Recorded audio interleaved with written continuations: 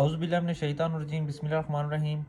तो आज की इस वीडियो में हम बात करेंगे 1692 के सीड के हवाले से कि हमारे किसान भाइयों को किस तरह से लूटा जा रहा है, उनके साथ फ्रॉड किया जा रहा है। 1509 का सीड ही वो 1692 का सीड बना के दे रहे हैं लुटेरे धोखेबाज। तो आप काइंडली इस वीडियो में मैंने आपको जूम करके दिखाया है कि ये सीड है 1692 का, ठीक है।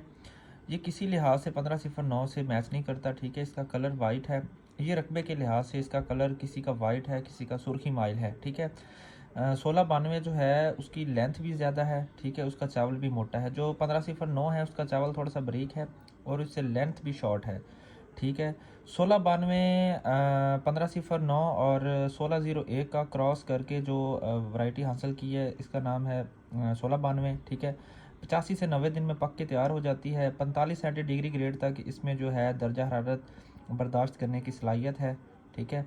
औसत पैदावार 65 मन 65 से 70 मन तक आप इससे हासिल कर सकते हैं अगर इसका दौरानिया ठीक है, आपने सही टाइमिंग पे लगाई है, ठीक है। तो काफ़ी अच्छी वैरायटी है, ठीक है।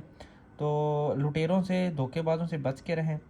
हमारे पंजाब में चंद काश्तकार थे जिन्होंने ये वैरायटी लगाई थी। अब हमारे पंजाब में हर बंदा जो है वो 1692 का सीड बेच रहा है।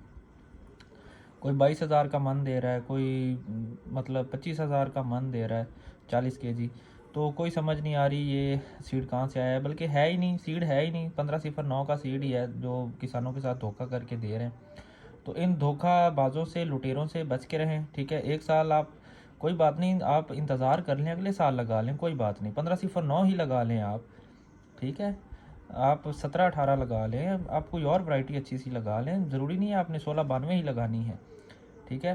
तो जब आपको ऑथेंटिक सीड मिले किसी अच्छे बंदे से लें। मैं मियाँ रिजवान अहमद से मैंने मंगवाया था सीड, बल्कि मैं खुद गया था अफजाबाद, उधर से लेके आया मैं सीड।